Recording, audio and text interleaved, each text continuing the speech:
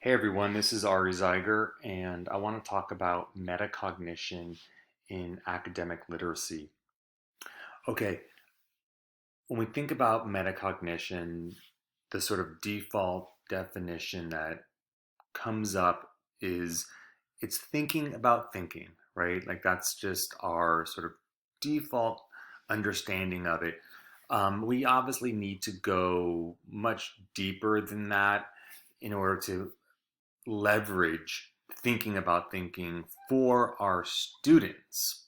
So I think the way that I want to begin is by looking at, you know, just like, yes, metacognition is thinking about one's thinking.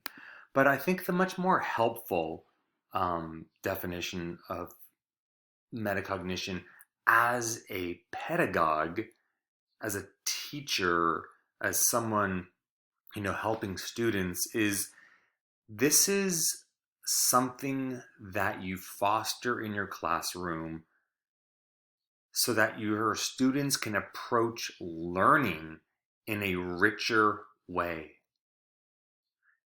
Metacognition is not this like supplementary or somehow siloed or balkanized kind of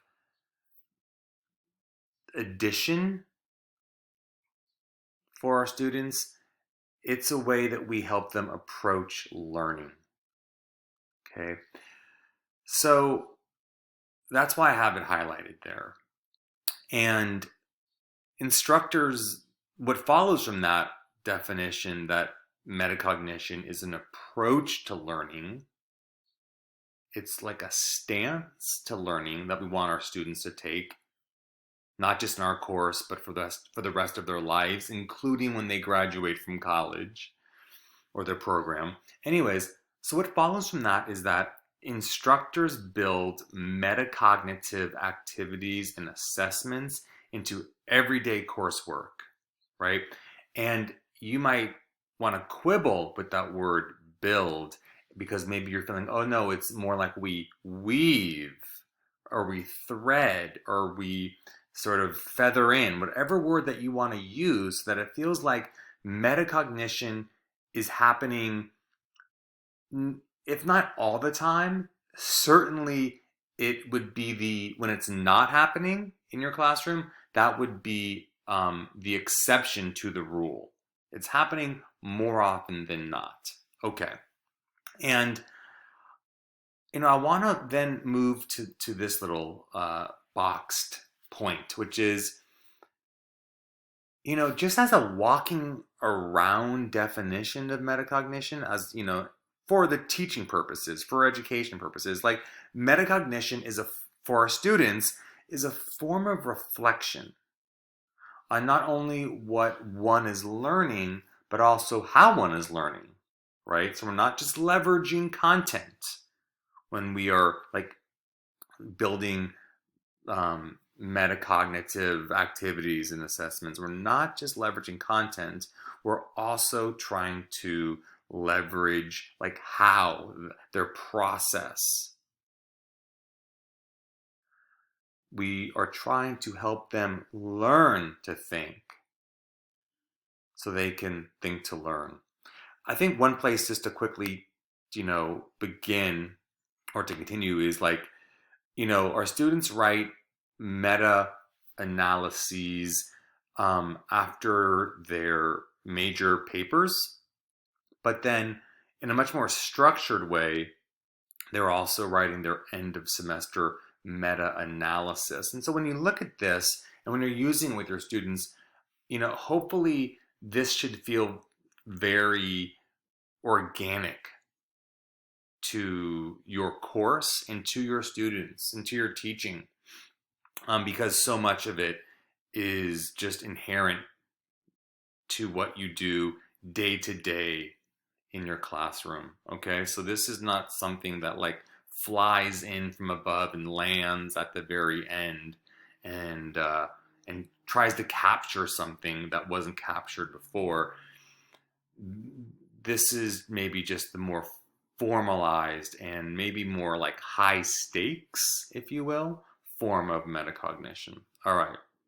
So, but the end of semester meta-analysis essay is mandatory as part of the curriculum for ALIT. So a few more things about metacognition, okay? Which is a fun fact. Metacognition lends itself to active learning, student-centered instruction, and collaboration. It just does.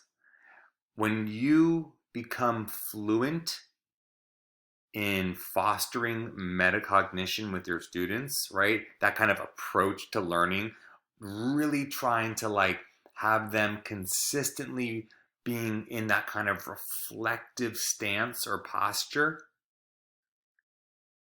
it truly lends itself to active learning, student-centered instruction, and collaboration, aka group work, which is like central to the pedagogy of academic literacy. So I think like the essential question that I would like to plant in your mind as you're watching this video is, as instructors, how can we help students better monitor their thinking, right? I'm sort of using monitor as a synonym for think metacognitively. So just be like holding that question in your own mind as we move through some more material. Okay, so, let's just say in my class that we are looking at this famous Teddy Roosevelt quote. It's oftentimes, referred to as the man in the arena quote. And, one thing I'll do is I want my students to just like, in addition to being able to access like the chief ideas in it, I want them to sort of be monitoring their own understanding of the text and have that be something that they're coding for. And so what I do there is, and this can be done for any text, is I kind of give them this very easy scale, 1 through 10, 1, no clue, 10, perfect clarity. And I say, after you answer whatever questions I've given them, just circle whatever number best reflects where you are on the kind of comprehension scale. And you don't get points for being higher, and you don't lose points for being lower, and whatnot, right? And so that's just like, as a one just like super basic way of kind of operationalizing this idea that this is a metacognition is an approach to learning. And it's honestly, it rarely shows up in explicit like essay questions, if ever, right? Maybe aside from that final paper, it's more like these kind of activities, right? It's just threaded through everything. And I'll come back to this as a way of showing how even something like this lends itself to group work. Okay, so metacognition and action, right? Again, when we're teaching this stuff, I'm really trying to stress the point that like when you're when we have a classroom that is rich in metacognition, it's not some separate activity. It's more something that they're doing. It's more an approach that is enhancing what they would otherwise already be doing. It's an approach that is enhancing what they would otherwise already be doing. So, students would use metacognition, when we're being explicit about it in our classrooms, when they preview the text, make predictions, make connections to personal experiences or other texts. When we're coaching them to ask clarifying questions, when we're coaching them to, yes, like confusion isn't bad. You can identify difficult sentences and passages. You can restate in your own words. These are all forms of metacognition, and they're all like everyday uses of it. I want to quickly touch on the power of reflective writing to help students monitor their thinking, right? Like that was, I think, like the essential question, like how do we get students to monitor their thinking? And, we can have them do a minute paper, like, or just like a stop and jot where we just like pause and we all just like sort of dump some ideas on the page, in a very sort of journally,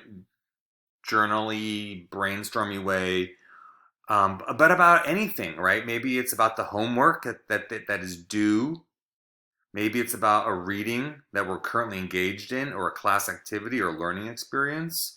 And look at how like loose and informal and low stakes these like reflective writing activities are, which again really help our students approach learning in a metacognitive way.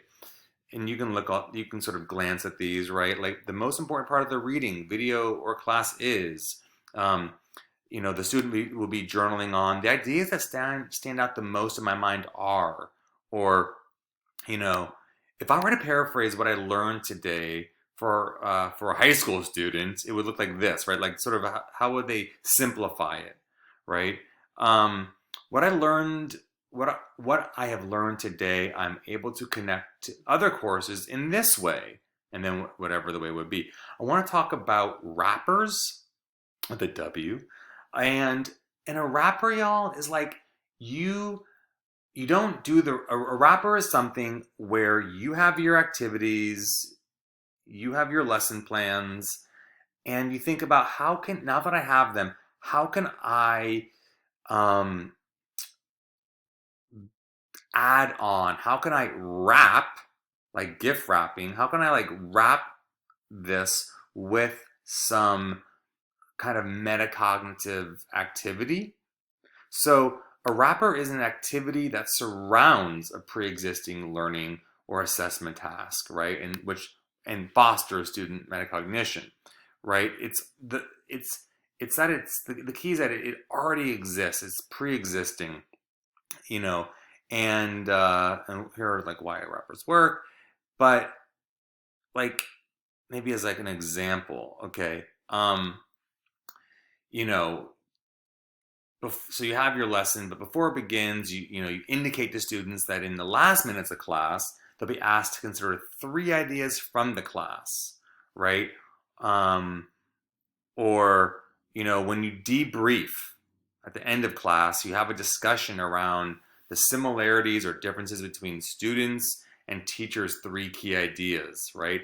And let's talk about how in the few seconds that I'm going to continue here, let's think about back to the idea about like metacognition is so friendly to active learning, right? So let's come back to the Roosevelt quote, and let's say something like, okay, so make circle what number reflects your comprehension. Got it. Now class, talk to your neighbor about what number you are and why, and then like see what number they are and why, right? And then they're turning and talking, but what they're turning and talking about is not so much the content as it is their metacognition, right? And that's just like one example. Or if I had them read this in one metacognitive question, I had them reflect on that key word, right? Was like, where did you find yourself lost? Okay. And then what I would do maybe is, okay, so ask your neighbor or ask the person right behind you, where were they lost? Right. And so now that they're able to like talk and share and collaborate and do sort of group work in like lowercase, like around their metacognition. All right. So much more to say on this.